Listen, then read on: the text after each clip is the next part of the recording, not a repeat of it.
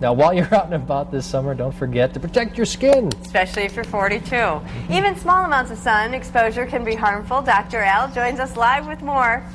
The sun is going to be out, but it doesn't have to be out to protect your skin, right, Dr. Al? That's right, and it's really important to wear sunblock and appropriate clothing. You know, we've had kind of iffy weather lately, so with you going to your pool party today and people enjoying the beautiful blue sky, and this weekend with the high temperatures, tomorrow, you know, high 80s and then 80s over the weekend, people are going to be crazy to be outside, and people aren't used to it. So make sure you put sunblock on, at least an SPF of 15, and reapply it every 2 to 3 hours. Make sure you protect your kids.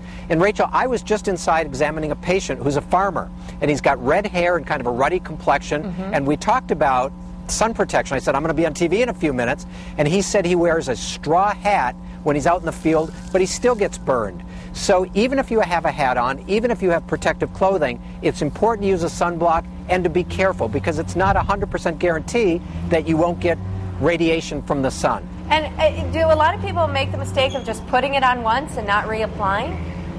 Sure, they think they're protected all day, but you should put it on every 2 to 3 hours. Even when you're swimming and get out of the water, put it back on. It's crucially important, because if you get sunburn now as a youngster, your chances of getting skin cancer later on is greater. And it's just such an important thing to check your skin all the time. You know, people have little moles that might change. And you know what's interesting, Rachel? Of all of the skin cancers that I've seen, the bad ones, the melanomas, they never look like what they're supposed to look like.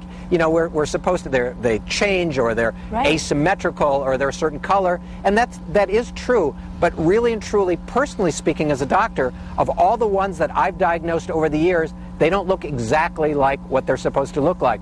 So if you have a mole that to you looks suspicious, or a mole that has changed shape, changed size, changed color, it's important to have that looked at. Now, some doctors will say, oh, it looks okay, but I beg to differ.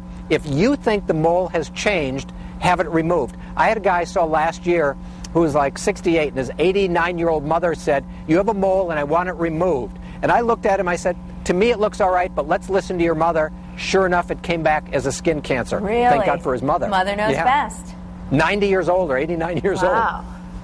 Well, interesting, because you know, you think that you're okay, but maybe you're not, and you should double check and trust your instincts. Exactly. What are you going to do for your kids today at the pool party, Rachel? Put on sunscreen, 30 or 50. Well, at least a 15, but sure, 30 or 45. And I'll reapply after they get out of the pool. And hats. Sure.